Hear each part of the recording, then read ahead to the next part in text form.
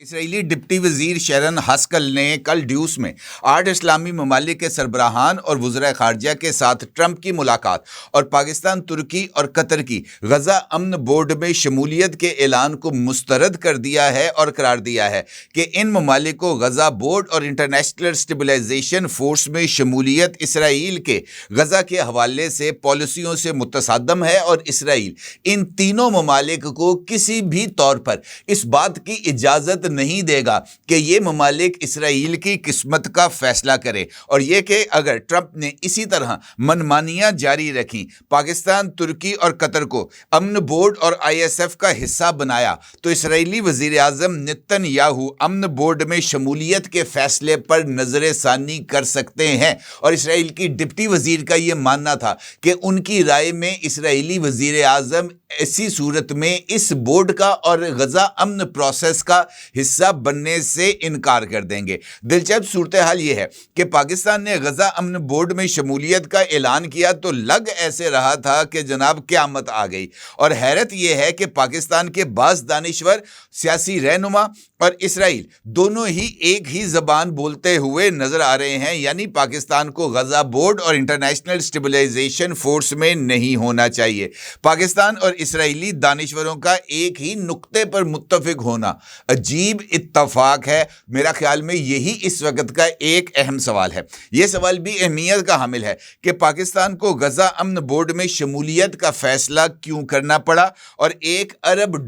जो कि गज़ा बोर्ड में शमूलियत के लिए एक इस वक्त के ऑप्शन के तौर पर सामने आ रहा है, वो $1 अरब कैसे अदा किया जाएगा और क्यों। इस सारी सूरत हाल पर बात करते हैं और देखते हैं कि पाकिस्तान, तुर्की और कतर की शमूलियत पर एतराज़ क्यों किया जा रहा है। अगर आप गौर करें तो कल पाकिस्तान समेत 8 इस्लामी ममालिक, जिनमें सऊदी अरेबिया, मिस्र, उर्दन, मुत्तहिदा अरब अमारात, इंडोनेशिया, तुर्किया और कतर के वज़राए ख़ारजा हैं, इनकी तरफ से एक मुश्तरका एलामिया जारी किया गया जिसका अक्स आप इस वक्त अपनी स्क्रीन पर देख सकते हैं। इस मुश्तरका एलामिया में गज़ा में अमन के लिए ये जो एक पीस बोर्ड बनाया गया है, इसमें तमाम इस्लामी ममालिक की तरफ से, ख़ास तौर पर इन 8 इस्लामी ममालिक की तरफ से मुश्तरका फैसले को अनाउंस किया गया और करार दिया गया कि पाकिस्तान समेत ये 8 ममालिक इस गज़ा बोर्ड का हिस्सा बनेंगे और उनका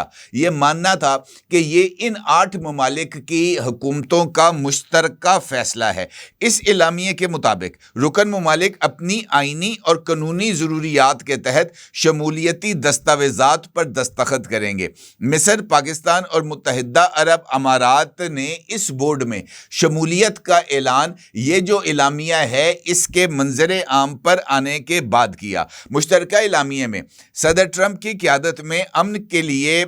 जो कोशिशें हैं उनकी हमायत का अदा किया गया और इस अज़्म का इजहार किया गया कि ये 8 ममालिक बोर्ड ऑफ पीस के मिशन पर मुकम्मल अमल दरामद के लिए अपना ताउन जारी रखेंगे। इलामिया के मुताबिक ये मिशन गज़ा तनाज़े के खात्मे के लिए तैयार करदा जामे मंसूबे के तहत एक अबूरी इंतज़ामिया के तौर पर काम करेगा, जिसकी तौसीक अक़वाम मुत्तहिदा की सलामती कौंसिल की करारदाद नंबर 2803 के ज़रिए की जा चुकी है। मुश्तरका बयान में वाज़े किया गया कि बोर्ड ऑफ पीस का बुनियादी मकसद मुस्तकिल जंग बंदी को मजबूत बनाना, गज़ा की तामीर नौ में मदद फराहम करना और फ़लस्तीनी अवाम के हक़ खुद इरादियत और रियासत के क़याम की बुनियाद पर मुनसिफ़ाना और देरपा अमन को फ़रोग़ देना है। इलामिये में उम्मीद ज़ाहिर की गई कि ये इक़दामात बैनुल अक़वामी कानून के मुताबिक ख़ित्ते के तमाम ममालिक और अवाम के लिए अमन, सलामती और इस्तेहकाम की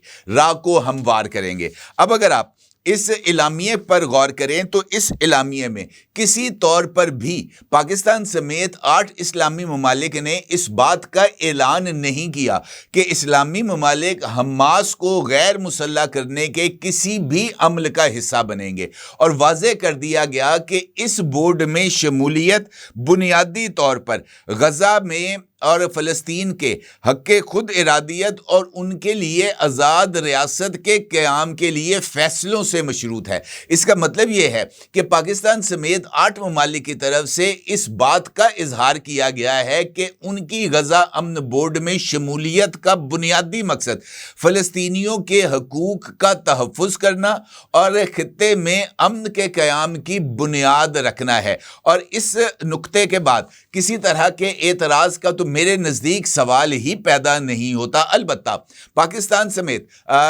اسرائیل میں موجود جو دانشور ہیں وہ اپنی نشستوں سے اچھل کر اس بات کا اظہار کر رہے ہیں کہ پاکستان کو اس بورڈ میں شامل نہیں ہونا چاہیے۔ اب یہ جو اتفاق ہے میرے نزدیک اس اتفاق کے اندر بھی کئی طرح کے اتفاقات موجود ہیں، کیونکہ اگر آپ جس طرح میں نے آپ سے گفتگو کے آغاز میں ذکر کیا تھا اسرائیل کی ڈپٹی وزیر شیرن ہاسکل کا، اس کے اس انٹرویو کا کلپ آپ اس وقت اپنی سکرین پر دیکھ سکتے ہیں، جو کہ ایک اسرائیلی چینل ILTV